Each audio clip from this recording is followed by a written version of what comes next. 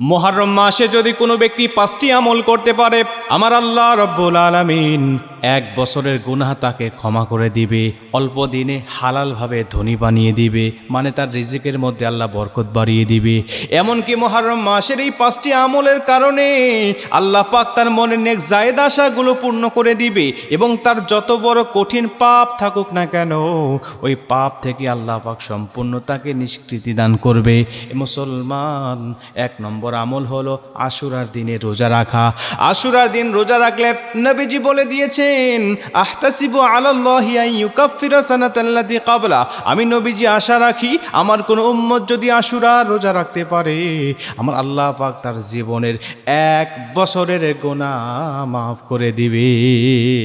আমার কোন উম্মত যদি একটা রোজা রাখতে পারে, আশুরার রোজা রাখতে পারে, আমি নবীজি আশা রাখি আহতাসিবু আলাল্লাহি আন ইউকাফিরা সানাতাল্লাতী ক্বাবলা, তার জীবনের 1 বছরের সগীরা এবং কবিরা গুনাহগুলো আল্লাহ পাক মাফ করে দিবে। মুসলমান বন্ধু আমার, শুধুমাত্র তাই নয়, আপনি যদি কোনো মানুষের হক নষ্ট করে থাকেন, কোনো মানুষকে ফাঁকি দিয়ে থাকেন, আর এই দিনে যদি তার কাছ থেকে আপনি ক্ষমাটা চেয়ে নিতে পারেন, তাহলে আল্লাহ পাক আপনার সেই বান্দার হক নষ্ট করার মতো গুনাহও আপনাকে মাফ করে দিবে। মাত্র আশুরার রোজা রাখার কারণে আল্লাহ পাক এত বড় সওয়াব কিন্তু আপনার আমলনামায় দান করতেছে। নবীজি বলেন, রমজান মাসের পরে আল্লাহর কাছে সবচাইতে পছন্দনীয় রোজার নাম হলো আশুরার রোজা। এই আশুরার রোজা যারা রাখতে পারবে, আশুরার রোজা যারা আল্লাহ পাকের সন্তুষ্টির উদ্দেশ্যে আদায় করতে পারবে, আল্লাহ পাক তাদেরকে ক্ষমা করে দিবে। এখন একটা রোজা রাখবেন নাকি 2টা রোজা রাখবেন নাকি 3টা রোজা রাখবেন? নবীজি বলেন, আমি যখন মদিনায় গেলাম, গিয়ে দেখি ইহুদিরা রোজা রাখে। আমি জিজ্ঞাসা করলাম, কি ব্যাপার, তোমরা কেন এই দিনে রোজা রাখো? তারা বলছেন, আমাদের নবী মূসা আলাইহিস সালাতু ওয়াস সালাম ফিরাউনের হাত থেকে এই দিনে হেফাজত পেয়েছিলেন, রক্ষা পেয়েছিলেন, এজন্য শুকরিয়া স্বরূপ আমরা রোজা রাখি। নবীজি বলছেন, আমার ভাই মূসা তোমাদের থেকে আমি বেশি হকদার, কারণ সে আল্লাহ পাক তাকে নবী বানিয়েছিল, আমিও সেই আল্লাহর নবী। আমার ভাই মুসলিম, আমিও মুসলিম। আমার ভাই ইসলাম মেনে চলেছে, আমিও তো ইসলাম মেনে চলেছি। আমার ভাইয়ের হকদার আমি সবচাইতে বেশি তোমাদের থেকে, অতএব এই দিনে আমরাও রোজা রাখবো। নবীজি সাহাবীদেরকে বলেন, শোনো, তবে ইহুদির সাদৃশ্য অর্জন করা যাবে না, সাদৃশ্য অবলম্বন করা যাবে না। তারা একটা রোজা রাখে আশুরার দিন, তোমরা একটার সাথে আরেকটা মিলিয়ে 2টা রোজা রাখবে, 9 তারিখ এবং 10 তারিখ, অথবা 10 তারিখ মাঝে রেখে 10 তারিখ এবং 11 তারিখ। এই 2টা রোজা যদি তোমরা নিয়মিত রাখতে পারো, আমি নবীজি আশা রাখি তোমাদের 1 বছরের গুনাহ আল্লাহ মাফ করে দিবে।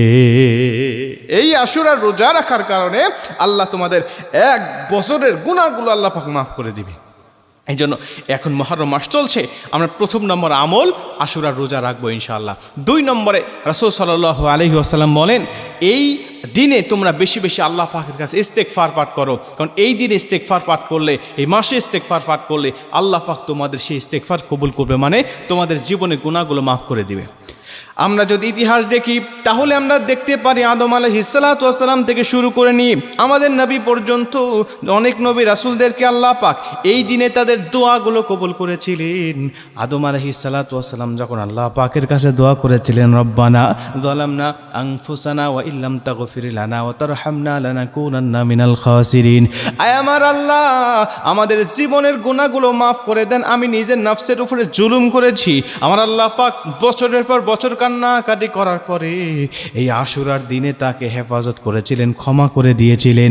আল্লাহর নবী ইউনুস আলাইহিস সালাতু ওয়াস সালাম যখন মাছের পেটের মধ্যে ছিলেন, তিনিও আল্লাহ পাকের কাছে দোয়া করতেছিলেন, লা ইলাহা ইল্লা আনতা সুবহানাকা ইন্নী কুনতু মিনাজ জালিমিন। সেদিনও আমার আল্লাহ পাক তাকে মাছের পেট থেকে বের করে দিয়েছিলেন। সেদিনটাও ছিল এই আশুরার দিন, মুহররম মাসে। মুসলমান, তার মানে বিভিন্ন নবী রাসূলদেরকে আল্লাহ পাক এই দিনে ক্ষমা করেছিলেন, তাদের মনের আশাগুলো পূর্ণ করেছিলেন। অতএব আপনিও যদি আল্লাহ পাকের কাছে এই দিনে তওবা করে জীবনের গুনাহগুলোকে স্মরণ করে আল্লাহর কাছে অনুতপ্ত হয়ে তওবা করে নিতে পারেন এবং আল্লাহ পাকের কাছে ক্ষমা চাইতে পারেন, আমার বিশ্বাস আমার আল্লাহ পাক অবশ্যই আপনাদের জীবনের গুনাহগুলো ক্ষমা করে আপনাদেরকে মাফ করে দিবেন। আল্লাহ আপনাদেরও ক্ষমা করে দিবেন, যেমনি ভাবে তিনি পূর্ববর্তীদেরকে আল্লাহ পাক ক্ষমা করে দিয়েছেন। এজন্য 2 নম্বর আমল হলো আমরা এদিনে বেশি বেশি ইস্তেগফার পাঠ করব, আল্লাহ পাকের কাছে তওবা করব। 3 নম্বরে এই দিনে আমরা আল্লাহ পাকের কাছে নফল ইবাদতের পরিমাণটা বাড়িয়ে দেব। নফল ইবাদত, জিকির, আজগার, তাসবিহ, তাহলিল এগুলো আমরা বেশি বেশি করব। কারণ এই দিনটা, এই মাসটা হলো হারাম মাস। আমরা জানি আরবি 12টা মাসের মধ্যে সবচাইতে আল্লাহ পাকের কাছে পছন্দনীয় এবং সম্মানিত মাস হলো 4টি মাস। তার মধ্যে এই মুহররম মাস কিন্তু অন্যতম একটা মাস। এই মুহররম মাস যেহেতু সম্মানিত, অতএব এই সম্মানিত মাসে আমরা যত ইবাদত বন্দিগি করব আল্লাহ পাকের কাছে ততই কিন্তু প্রিয় বান্দা বান্দিতে রূপান্তরিত হব। অতএব আমরা এই মুহররম মাসে আমরা বেশি বেশি নফল ইবাদত করব, রোজা রাখবো, নফল রোজা রাখবো, আমরা বেশি বেশি জিকির আজগার করব, তাহাজ্জুদ নামাজ পড়ব, নফল নামাজ পড়ব, বিভিন্ন আমল নফল ইবাদতের পরিমাণটাকে আমরা বাড়িয়ে দেবো ইনশাআল্লাহ। এতে কি হবে? আল্লাহ আমাদের উপর সন্তুষ্ট হয়ে এই মাহে মুহররমের আমলের উচিলা করে আল্লাহ পাক আমাদের জীবনটাকে উজালা করবে, আমাদের মনের আশাগুলো পূর্ণ করবে এবং আল্লাহ রাব্বুল আলামিন অবশ্যই আমাদের রিজিকের মধ্যে বরকত দান করবে। যেমন 4 নম্বরে রাসূল সাল্লাল্লাহু আলাইহি সাল্লাম বলছেন, বাইহাকি শরীফের মধ্যে হাদিসটা আসছে যে এই আশুরার দিনে তোমরা পরিবারদের উপরে খরচটা বাড়িয়ে দাও, পরিবারের জন্য তোমরা খরচটা বাড়িয়ে দাও। তবে এটা যেন আনুষ্ঠানিকভাবে না হয়ে যায়, তোমরা পরিবারের উপরে একটু খরচটা বাড়িয়ে দাও অন্য দিনের তুলনায়। এতে কি হবে? আল্লাহ পাক সারা বছরের রুজি রোজগার তোমাদেরকে এই দিনে পরিবারের উপর খরচটা বাড়িয়ে দেওয়ার কারণে আল্লাহ পাক তোমাদেরকে দান করবে। আমরা পরিবারের জন্য একটু ভালো কিছু এই দিনে অ্যারেঞ্জ করতে পারি, তবে আনুষ্ঠানিকভাবে যেন না হয়ে যায়। আমরা বিভিন্ন মানুষ একত্রিত হয়ে যেন খুব বেশি বড় অনুষ্ঠান বা আনুষ্ঠানিকভাবে কোনো আয়োজন যেন না করি, এদিকে আমাদের খেয়াল রাখতে হবে। তবে পরিবারের জন্য খরচ বাড়াতে এতে কোনো সমস্যা নেই। বাইহাকি শরীফের মধ্যে আল্লাহ রাসূল সাল্লাল্লাহু আলাইহি ওয়াসাল্লাম আমাদেরকে দিয়েছেন। এতে কি হবে? আল্লাহ আমাদের রিজিকের মধ্যে বরকত বাড়িয়ে দেবে। এবং 5 নম্বরে আমরা দান সদকার পরিমাণটা বাড়িয়ে দেব। দান সদকা, আমরা যদি বেশি বেশি দান সদকা করি এই দিনটাতে, তাহলে যেহেতু একদিকে সম্মানিত মাস, অতএব আমরা নফল ইবাদতের পাশাপাশি দান সদকাটাও একটু বাড়িয়ে দিলাম। গরিব দুঃখী অভাবী যারা আছে তাদেরকে আমরা একটু বেশি বেশি দান সদকা করলাম অন্য দিনের তুলনায়। অন্য দিন তো করবই, এদিনও আমরা করব। এই কাজ কয়েকটি যদি আমরা নিয়মিত করতে পারি ইনশাআল্লাহ, তাহলে অবশ্যই 1 বছরের গুনাহ কিন্তু মাফ হয়ে যাচ্ছে। এবং এই দিনে খরচ বাড়ানোর কারণে আল্লাহ রাসূল বলছেন যে তার সংসারের মধ্যে বা তার রুজি রোজগারের মধ্যে আল্লাহ পাক বরকত বাড়িয়ে দিবে। তার মানে 1 বছরের গুনাহ মাফ হচ্ছে, আমার রুজি রোজগারও বেড়ে যাচ্ছে, এমনকি আমার তওবা কবুল হয়ে যাচ্ছে, মানে আমার জীবনে গুনাহও মাফ হয়ে যাচ্ছে। তবে এই আশুরার দিন কেন্দ্র করে বিভিন্ন বেদাতি, বিভিন্ন অপসংস্কৃতি, বিভিন্ন বানোয়াট ভিত্তিহীন বিভিন্ন রেওয়াত কিন্তু আমাদের সমাজে চালু আছে। যেমন শরীরে আঘাত করা, এরপরে বিভিন্নভাবে স্লোগান দেওয়া, মিছিল মিটিং করা, এরপর তাজিয়া মিছিল বের করা, এই সমস্ত বিষয়গুলো কিন্তু সম্পূর্ণ গুনাহের কাজ। এগুলোর সাথে ইসলামের কোনো সম্পর্ক নাই।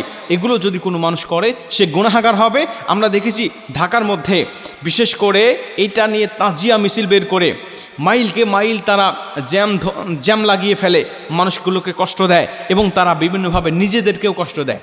আল্লাহ পাক পরিষ্কারভাবে বলে দিয়েছেন, ওয়ালা তুলকু বিআইদিকুম ইলা তাহলুকা, তোমরা নিজেদের উপরে কখনো জুলুম করো না, নিজেদেরকে তোমরা কষ্টের মধ্যে ফেলে দিও না।